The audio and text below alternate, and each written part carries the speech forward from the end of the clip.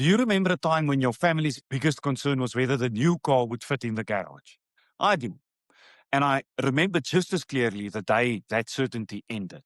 Welcome back to Down the Line, the podcast where we take small moments from today and read them as signals of tomorrow. My name is Mich. I'm a futurist. Not the living in a bubble robot overlord kind. I'm a human futures architect. I study how the systems we build and the systems we inherit shape the humans we become. And I help people and organizations think better about tomorrow so they can act with more intention today. Today's episode is called The Edge, and it's about something that I believe is one of the most important and least discussed questions that could be facing South Africa right now. What happens to solidarity and to the role of charity if an entire middle class begins living on the edge by 2045? It's a futures question, but it starts with a very personal story. I was born in the 70s. South Africa was under ever more political pressure. But as a child, I didn't feel it. Life felt ordered, stable. My world was small, and within it, things made sense. In the early 80s, we moved to Kroonstad. My parents bought a house. They bought a brand new car. I remember the feeling in that house, not just of having things, but of being on the right trajectory, forward, safe, predictable. And then things shifted. Interest rates climbed and climbed and climbed. Prime eventually hit around 25%. Overnight, bond repayments that made sense became impossible. My father sold the car at a loss. They tried to sell the house, no buyers. So they rented it out and we moved into smaller, cheaper accommodation. The pressure was steady, relentless. And then one day, just like that, the money ran out. There was no food in the house, no plan, no answers. Just the reality of it sitting there in the empty fridge and the silent kitchen. And then it changed again. I remember coming home one afternoon from school to find that members of our community had stocked the cupboards and the fridge. Enough food to last for weeks. One act of solidarity. That's what kept us from tipping over completely. Did we recover? Yes, of course we did. My parents absorbed the shock with enormous dignity, and for that, I salute them. But for years, we lived close to the margin, hanging on. Here's what strikes me when I look back now through a futures lens. In the 80s, the pressure on people was largely a single driver crisis, political strain that affected the economy. Damaging? Absolutely. But it was in essence one dominant stressor. Today feels different, structurally different. Aerosmith, of all people, said it best back in 1993. There's something wrong with the world today. The light bulb's getting dim. There's meltdown in the sky. We're living on the edge. Slow growth, high public debt, AI disrupting markets, climate volatility, migration pressures, geopolitical fragmentation, information ecosystems under stress. Each one manageable by themselves, but put them together and they amplify, they interact, they stack. That's the difference between a crisis and a polycrisis. A polycrisis occurs when several different crises occur at the same time and they amplify each other. And it raises the question, if household starts living closer to the edge again, but this time under sustained overlapping volatility, how do we absorb any shock? In the 80s, it was our community. It was a charity of neighbors and people of faith and people who just showed up. Is that still there? And is it enough? To explore that question properly, I need someone who isn't just theorizing about it, someone who's living it, running it, feeling the pressure from all sides. Today's guest leads 300 Boer NPC, an organization working at the intersection of exactly these pressures. I'm grateful that they're here. Before we get into the conversation, let's create some context. South Africa has operated within a broadly market-aligned, constitutionally grounded system for the past 3 decades. It brought us real gains, but it also embedded us in a global system that's now showing deep structural strain. Some of the numbers. Youth unemployment sits at around 60%. 60. That's a whole generation without a stable pathway into middle class and without a reliable capacity to give. 2. South Africa's economic growth has averaged well under 1% per year for the last decade. Forecast says 1 to 2% in the next 10 years, which isn't meaningful to change the unemployment numbers. 3. Government debt has risen from about a third of GDP 20 years ago to close to 80% today. It means more money goes to servicing debt and less money to prevent communities from collapsing. 4, environmental volatility, like in KZN in 2022. 5, biosecurity threats like COVID and foot and mouth disease. 6, AI-driven labor disruption hitting entry-level and administrative roles. 7, geopolitical shifts like we've seen in Iran recently. 8, misinformation, disinformation, how trust is changing, affecting giving in various ways. What we get is not a single rogue wave that clears the surface in the lineup, but a potential superstorm that pounds the shoreline, wave after wave. Let's talk about what that actually looks like on the ground. Welcome to Down the Line, Johan. Excited to be here. Thank you. Briefly tell us about yourself and the work that you do. Okay, 300 Boer NPC is a charity which we created to position ourselves behind other organizations to create sustainable value, especially in the agricultural sector. We believe that farming's got the answers. So what we want to create is a model that provide and generate value to organizations that help people. We don't deal with the public. We don't have the capacity. So the simple example is we've got chickens. We farm the chickens and we provide eggs to the organizations. Johan, let's start with what you're actually seeing on the ground. Are you seeing more people at risk of falling off the edge? Or is it the same people just under more pressure than before? A bit of both. So my personal experience, exactly a year ago, I still had a job with a decent salary and expectations of earning an income. And within a month, I was retrenched and I didn't see it coming. So retrenchments especially is people that they don't see it coming. Nobody thinks it's going to happen to them. And these are people that falls off the edge within months. Then you've got other people that, especially business owners, they see their business declining and they get more pressurized. The elderly with pensions, when prices go up, they are definitely under more pressure. So yeah, I think it's a bit of both. What you're seeing is that buffer that's thinning for whatever the reason might be. Exactly. And it's the same pattern that repeats itself. Once you are retrenched or you are under financial pressure, you start stopping all the debit orders, you cancel stuff, you try to sell stuff, and then they want to start a business because there's not a lot of positions available, there's not a jobs available. So they try starting something new in an overcrowded space. And most of the time they lose more money in starting a business than they are making. And then Johan, on the other side of it, the funding side, the demand is then obviously rising, but is the capacity to give shrinking at the same time? What we see in the bigger organizations that's got subscriptions is the subscriptions are canceling. People are under financial pressure. You go through your banking details, your statements. You say, okay, this is not necessary. This is not necessary. This is not necessary. I'm stopping all those subscriptions. And some of the big organizations I work with are declining in numbers. But what we do see is some people getting involved now that wasn't involved before. And I think it's got to do with the way the organizations are innovating, are trying new things, are evolving and are trying to become more easily accessible. There are people coming in, but the bottom line is we are receiving less and less donations. Charities seem to take donations and give them out, and that model is not working. If you take something, you need to add value and give that extra added value, and we're not seeing enough of that yet. In terms of your network's relationship currently with state, what is that like? One of the children's homes we work with do get funding from the state, but the state's funding is very conditional. It's very uncertain.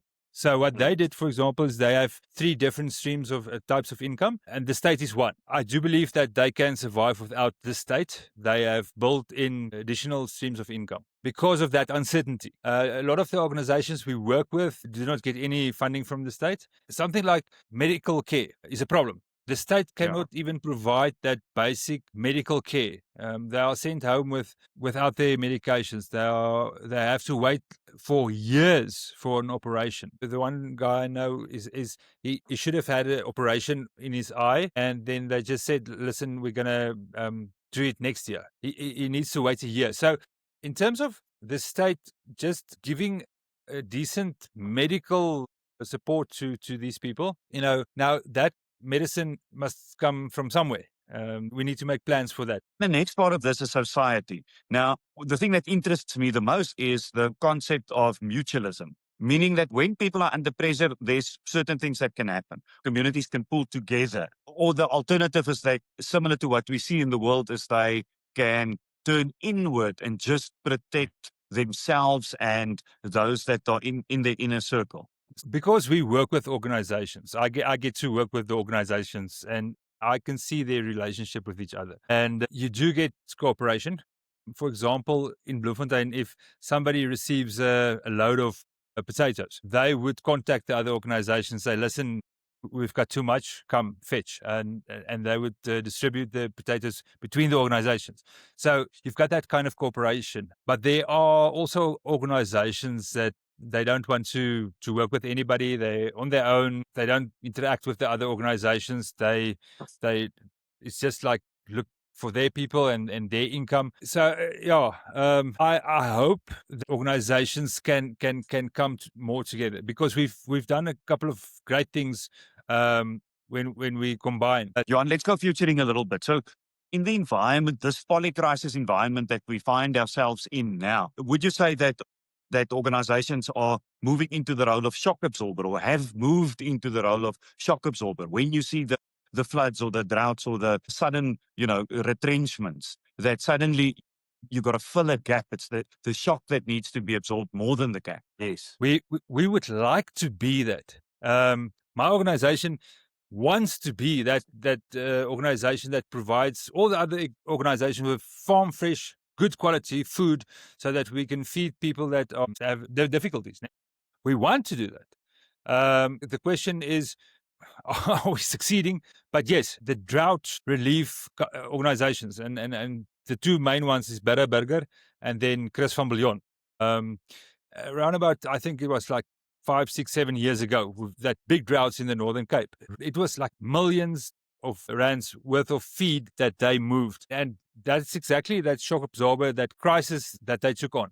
My next question is it possible, is a possible future that where charities becomes the early warning system and the orchestrator which pulls other charities together and pulls societies together and pulls organizers together and organizations together and try and preempt some of the things? So we're talking about using the advantages that AI gives us and that technology gives us and that data management gives us, and we utilize that to create foresight, meaning we have an early indication of this is where there could be a drought problem, or this is where suddenly there could be an economic dip, and that we are ready for that beforehand. So we're seeing some of that happening in the market already, but I don't know, from your perspective, what do you think? I mean, what does that, what does that future feel like? No organization or charity is able to take the brunt of what's going to happen in South Africa if there's a lot of job losses. We are too small. We are not prepared. So that would be the ideal. Not only the early warning system, but also being prepared and having that silos in place for if there's something like AI that takes a lot of jobs over a small period of time, and we need to recover those jobs and we need to care for a lot of people. And, middle class, very poor people, you can help with food parcel. Middle class, you've got bills to pay, and no organization can help you with that. So we need to rethink what will happen if a lot of people lose their jobs in a community, and how are we going to, like you said, the early warning system, but also how are we going to react to that? One of the organizations that's very good with this is Help and Hand.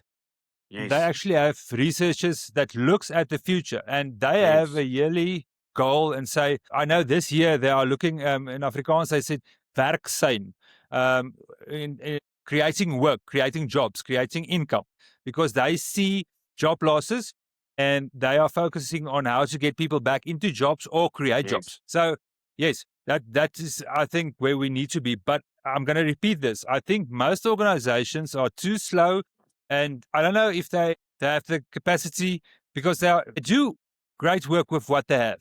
Don't get me wrong. Some of these people, you wouldn't believe how many people they are looking after. So they don't actually have the time to sit and think about next week. They need to get food on the plates tonight. And that's what where their focus is at. But we need people to look at the future. And this is why this podcast is exciting for me. We need people to look at the future and say, listen, guys, this is the probabilities. This is what might come. How are we going to position ourselves to these different scenarios? What we're looking at is to mobilize before it happens, right? Yeah. That's foresight. That's the objective of futures thinking. Futures thinking isn't about finding the solution tonight Yeah. in 20 minutes, and it's also not about finding the perfect solution necessarily, but it's about refusing to sleepwalk into the future that comes our way if we don't stop and think about it, and if we don't stop and choose a direction. Because a preferable future is a destination that we choose and that we commit to, and then on a daily basis we work towards that. What we need to do is make the time to, and within a difficult environment, to think about the future concerns that we might have together. And then second to that is to create action. And the first thing for me is for humans, commit consistently, not emotionally. In other words, pick one credible, connected cause and support that monthly as long as you can. You agree with that? 100%. On the long run, we look to buy land, because if we Yeah. have land, you can't help somebody on his feet if he's got nowhere to put his feet. And that's a goal we have, is to buy land. But I can't go to the bank and say, well, sometimes I get money and sometimes I don't. But if I have a history and I say, listen, this is a monthly income of 100 or 200 or 300 Yes. people, then we can start negotiating in how to buy land. So that 50 rand, and people, again, there's a theory I have that the 100 rand you give, we do 200 rands worth of work with it. Yeah. So there's no amount too small, but the consistency is worth more than the randomness in giving. And then the Yeah. second thing for me, Johannes, build your own resilience, right? So continue to learn, skill stack for employability, and then keep in that emergency buffer. In other words, the stronger your own foundation is, the slimmer the chances that you fall off the edge and need, and the better the chances that you can continue to give. I think this speaks to the idea of charity starts at home. Yeah. Put yourself in the best possible position to not need help, because that helps us if we don't have to take care of you. And I think a lot of people don't see it like that. But you need to take care of your family. You need to take care of yourself, and you need to start thinking smarter. That's where it starts. Yeah, and it starts with foresight as well. In other words, understanding what could be heading your way and preparing for that in your own capacity so that you don't need to necessarily rely on someone else.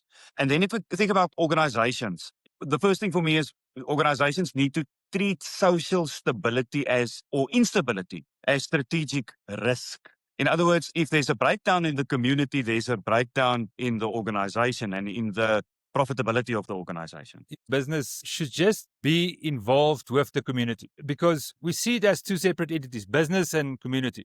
But the people working in businesses are the community. With great power comes great responsibility, to quote Spider-Man, right? And I mean, so great organizations should be thinking about foresight and should be funding Yeah. foresight. They do have the power. In other words, they do have the responsibility, right?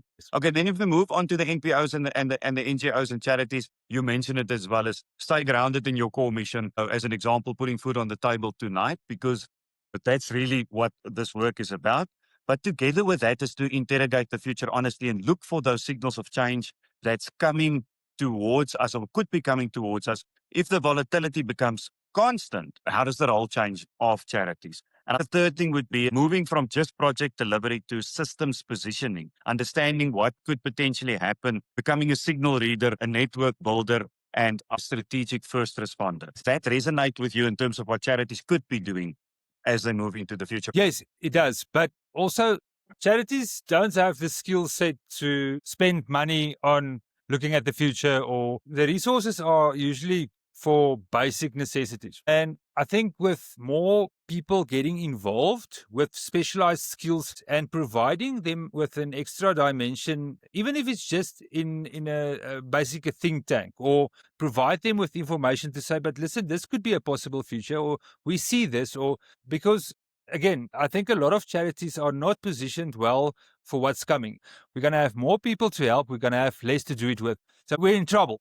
So we need people to help charities think differently, because we are too heavily set in our own ways. We need to think about the future and the different outcomes. And I think what's important is to information from outside the charity environment. You know, business leaders that's actually thinking about strategy and thinking about sustainability and thinking about these things to get involved with charities and to help charities position themselves better. That's the central message. What we're saying here tonight is that concept of mutualism.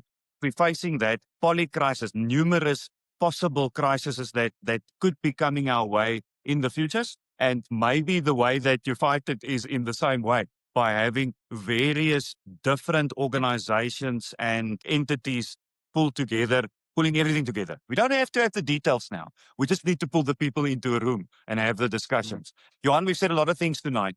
Can I ask you for your final thoughts? Charity was always something that was looked down upon. It was people that didn't have jobs were people that were too lazy, that were either addicts or there was something wrong. They didn't want to work. But charity has changed so much in the last couple of years. I've got people that are highly professional, skilled people that just don't seem to find a job. We've got a lot of people that didn't think they would end up in these situations, and they need to deal with this psychologically. It's difficult mindset if you have a future planned with a retirement and now you live in a shelter. So, and I think once people realize that this is not something apart from them, this is not something below them. You know, in Afrikaans sê ons afgee nie, gee aan. Moet ook nie opgee nie. Don't give up. Don't pass it down. Pass it on. And once we realize that these are human beings that are in a difficult situation, and we need to, as a community, support each other because we can be in that same situation, then I think there's a mind shift that happens. And I would really like to invite people to think differently about charity as something that other people have to do outside there with poor people. This is our families. These are our people. We need to take care of them. We need to do something. We need to look at the future and say, listen, these might be crises that's coming our way. How are we going to deal with this? And South Africa certainly has that energy. The concept, universal South African concept of Ubuntu, I am because we are. We've got that spirit. It just feels a little bit as if we've lost our way somewhere. But if we could just pick it up, we turn it around and we create a success story, and we create these, amazing futures for everyone in South Africa. Johan, thank you for your time. Important conversation. I look forward to picking it up in the future again. Thank you so much. I appreciate it. This was a brilliant talk. The objective of Down the Line and the work that I do is genuinely to inspire change. If this episode landed for you, please check out 300 Boer NPC on Facebook and consider donating consistently to what is, in a time of AI and machines, a very human cause. Alternatively, continue to support your cause of choice. Simple math. If 50 people each sign a debit order for 100 rands a month, that's 5,000 rands. And Johan does 10,000 rands of work with that. Over 5 years, it compounds, man. Who knows how big the effect could be? I'll share more details in the resources at the end of the show. Let's wrap this up. When I was a kid, coming home to a stocked fridge was a message. You are not alone. Someone sees you. Someone showed up. That's what mutualism actually is. It's the decision made by a person or a community or an organization to show up before the asking. The question that Down the Line is asking today is, in a world of sustained pressure, can we hold on to that? I think we can. But it will require intention. It will require systems. It will require us to stop treating generosity as something we do when times are good and start treating it as something we build into how we live every day, regardless. Thank you to my guests for the honesty, the insight, and the work they do. And thank you for listening to Down the Line. Please share this episode. That's mutualism too. I'm Mich. Until next time, keep scanning, keep thinking, and keep moving down the line. Here's that resources. Down